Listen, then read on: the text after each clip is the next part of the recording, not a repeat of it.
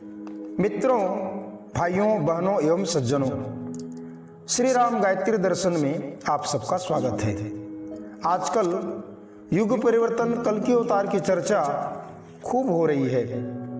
YouTube में इस संबंध में ढेर सारे वीडियो मिल जाएंगे। कुछ का कहना है कल की का अवतरण हो चुका, कुछ कह रहे हैं अभी कलयुग का प्रथम चरण है, कल की चौथे चरण में जन्म लेंगे।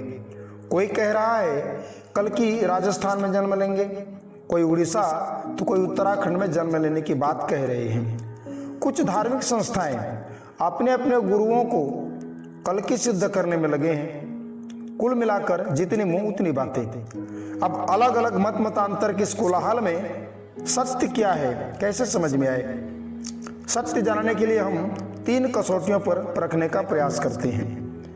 तीनों कसौटियों पर बिना पूर्वाग्रह या दुराग्रह के अगर सत्य को परखने का प्रयास करेंगे तो सत्य अपने संपूर्ण अर्थ में समग्रता के साथ प्रकट हो जाएगा, जिसमें किंतु और परंतु के लिए कोई स्थान भी शेष नहीं रह जाएगा। पहली कसौटी, ज्योतिषाचार्य दिव्य दृष्टि संपन्न भविष्यवक्ता संत महात्माओं का युग परिवर्तन और कल्कि के बारे में भविष्य कथन। दूसरी, धर्मशास्त्रों पुराणों में भविष्य कथन।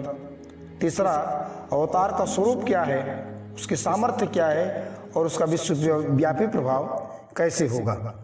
सबसे पहले कल्कि का अवतरण हुआ या नहीं, इस पर चिंतन करते हैं। ग्रह गोचर के आधार पर निर्धारण करने वाले लगभग सभी ज्योतिषविद वर्तमान में इस बात से सहमत हैं कि कल्कि का अवतरण हो चुका है।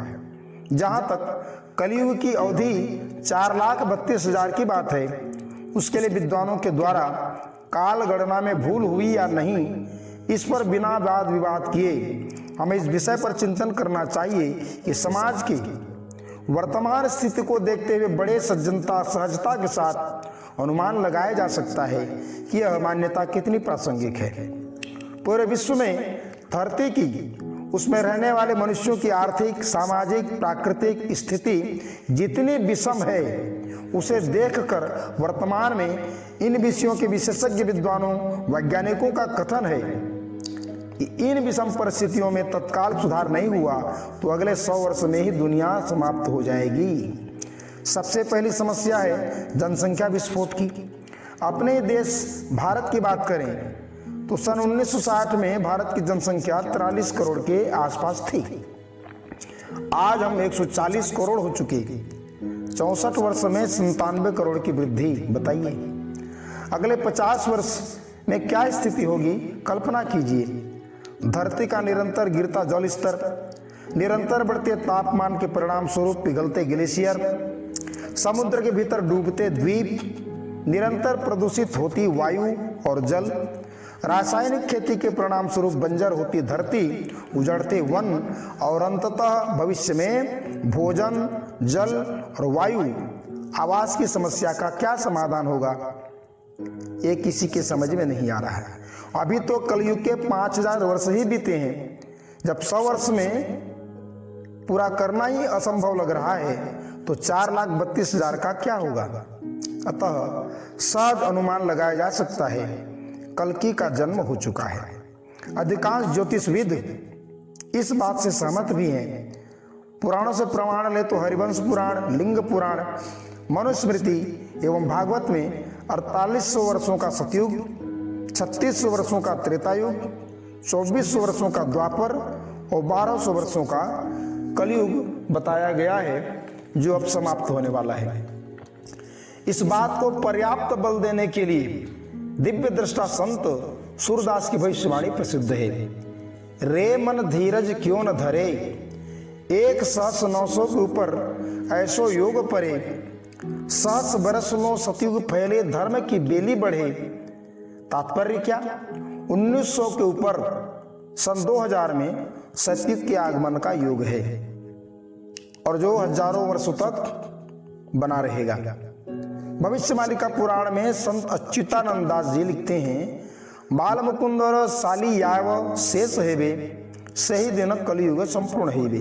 अर्थात बाल मुकुंद संवत जब समाप्त हो जाएगा तब कलयुग भी समाप्त हो जाएगा और वहां बाल मुकुंद संवत समाप्त हो चुका है।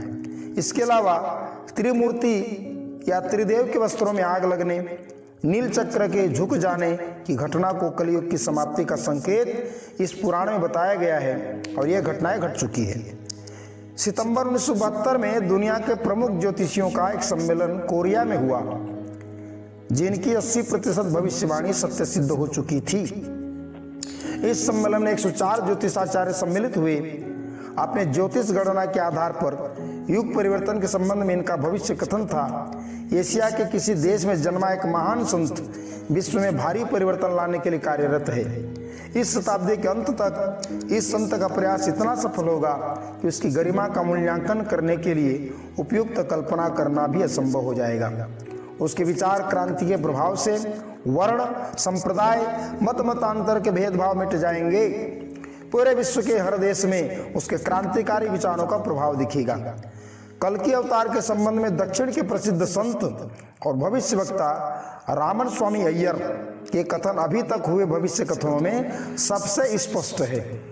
अय्यर लिखते हैं, कल्कि न तो घोड़े पर चढ़ा हुआ आएगा न तलवार लेकर, तो भी दोनों प्रतीक उसकी पहचान के माध्यम होंगे।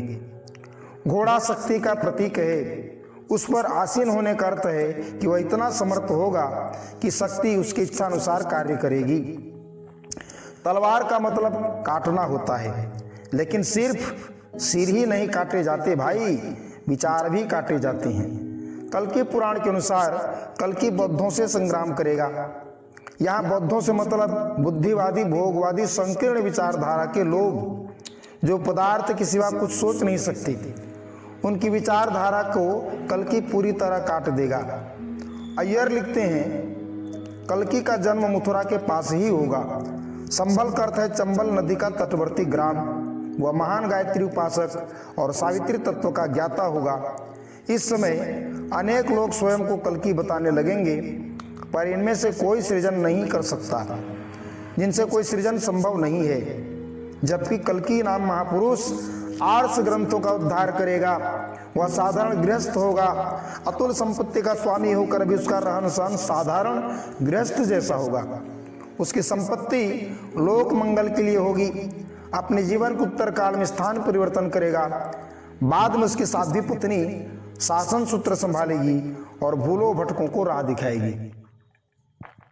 सन 1939 में उत्तराखंड के योगी संत महात्माओं की एक बैठक हुई, जिसमें सर्वसम्मति से निष्कर्ष निकाला गया कि कल्कि का अवतार हो चुका है।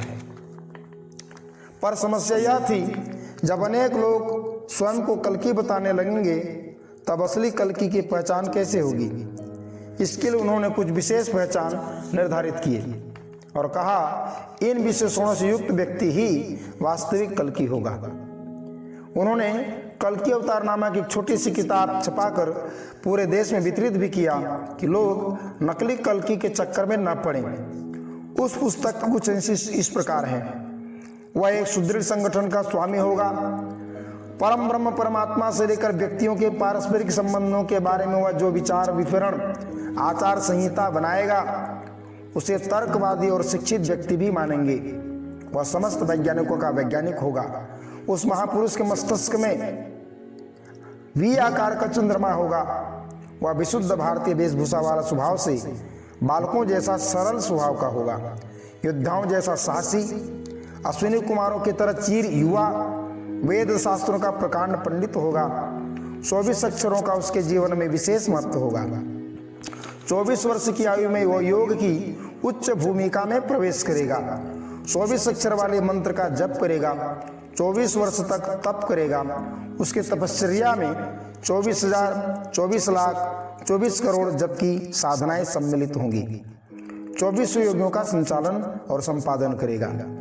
महान उपासक स्वामी जगदीशानंद ने भी युग की प्रतिस्थापना का कार्यस्थल मथुरा को मानते हुए लिखा है, बंगाल की सुप्रसिद्ध साधिका महागौरी समाधि की अवस्था में थी, तब उनकी जीवात्मा घूमते घूमते मथुरा पहुंची और यहाँ उन्होंने 10वें अवतार श्री कल्कि भगवान को एक पुराने मकान में भारतीय वेशभूषा में खड़े देखा। जॉर्ज बाबेरी, जो मिस्र की गुप्त विद्याओं के प्रकांड पंडित थे, उन्होंने भविष्यवाणी की थी, संसार को सतयुग का प्रकाश देने वाली आत्मा भारतवर्ष में जन्म ले चुकी है। हजारों ज्ञानग्रस्त मूढ़ लोगों के विरोध के बावजूद वो अपने प्रखर और प्रचंड रूप से लोगों को झकझोरती चली जाएगी। आगे नॉर्वे के सुप्रसिद्ध योगी आनंदाचार्य को योग साधना के बल पर अद्भुत क्षमता मिली हुई थी। उन्होंने 4 वर्ष पहले ही प्रथम विश्व युद्ध की घोषणा कर दी थी। इसके अलावा विभिन्न देशों के प्रसिद्ध व्यक्तियों, राजनैतिक परिस्थितियों, मनुष्य का चंद्रमा मंगल तक पहुंच जाने की जो भविष्यवाणियां की थी वे सब सत्य सिद्ध हुई। युग परिवर्तन और अवतारी महापुरुष के बारे में उनका कहना था, धर्म मेरे देश में संगठित संस्था के रूप में जन्म लेगा। इस संगठन का स्वामी संचालक एक गृहस्थ व्यक्ति होगा जो दुनिया के सबसे बड़े विचारक के रूप में ख्याति प्राप्त करेगा। उसके संग्रहित विचारों को एक पुस्तक के रूप में प्रकाशित किया जाए तो उसका वजन 100 पाउंड के बराबर होगा। संपूर्ण विश्व में सुख शांति के लिए वह एक व्यवस्थित आचार संहिता तैयार करेगा। भयंकर कष्ट और त्रासदी से उबरने के बाद लोग इस महापुरुष के बताए मार्ग पर चलेंगे।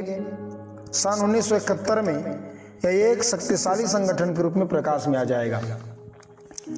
भविष्य दृष्टा में एक हुए हैं चार्ल्स क्लार्क। ये वैज्ञानिक एवं साहित्यकार भी थे। बचपन से इनमें पूर्वाभास की दिव्य क्षमता उत्पन्न हो गई थी। इन्होंने भी कहा था, एशिया के किसी देश में कुछ ही दिनों में एक प्रचंड विचार क्रांति उठने वाली है। 1971 में अपने देश और उसके बाद 10 वर्ष में पूरे विश्व में इस तरह गूंज जाएगी कि मानव का सोया अंतःकरण जागने को विवश हो जाएगा। शाहजहांपुर के महान संत और भविष्य दृष्टा महात्मा रामचंद्र ने भी कहा था, ईश्वरी सत्ता मानवीय रूप में भारतवर्ष में जन्म ले चुकी है।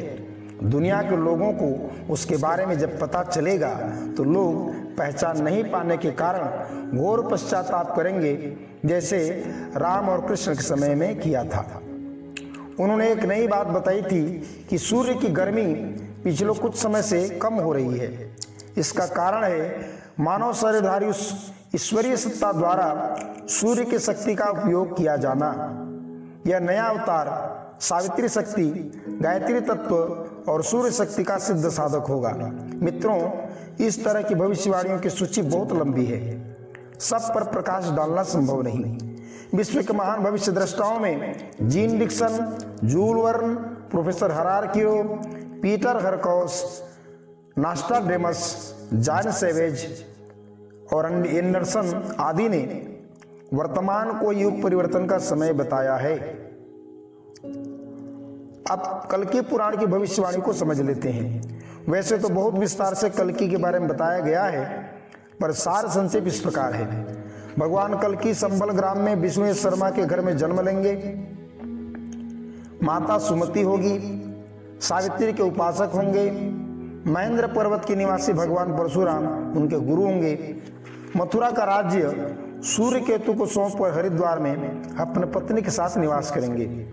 बौद्धों से संग्राम में उन्हें पराजित कर संसार में धर्म की स्थापना का काम पूरा करेंगे। अब इन बातों को समझने का प्रयास करते हैं। भविष्यवाणी के आधार पर कल्कि भगवान संबल ग्राम में विष्णु शर्मा के घर जन्म लेंगे। माता का नाम सुमति है। यदि माता पिता ग्राम का नाम शब्दशः अक्षरशः मिल जाए तब क्या होगा बताइए। वैसे भी वर्तमान के संबल ग्राम में कल्कि की भगवान की प्रतीक्षा हो रही है। भारत ही नहीं, समस्त विश्व के करोड़ों लोग संबल ग्राम में भगवान को देखने उमड़ पड़ेंगे। तब कल्पना कीजिए, भगवान कल्कि कुछ काम कर पाएंगे? भाई, पुराण अलंकारिक शैली में लिखे जाते हैं। विष्णु यश अर्थात भगवान विष्णु के समान यशस्वी या विष्णु के भक्त होने के कारण यशस्वी। माता सुमति अर्थात सुंदर बुद्धि वाली बौद्धों को पराजित करना, जो कीटकपुर निवासी हैं। कीटकपुर अर्थात संकीर्ण स्वार्थ बुद्धि, भौतिकवादी, भोगवादी मनोवृत्ति के लोगों के मानसिकता को परिवर्तित कर देना, यही काटना हुआ। यदि शब्दशः आप इसे बुद्ध के अनुयायी बौद्ध ले लें तब अर्थ का अनर्थ हो जाएगा, क्योंकि बुद्ध तो स्वयं भगवान के अवतार हैं। भाइयों, अगले वीडियो की प्रतीक्षा करें, उसमें हम बताएंगे कि कल्कि कब, कहाँ और किसके घर में जन्म लेने वाले हैं,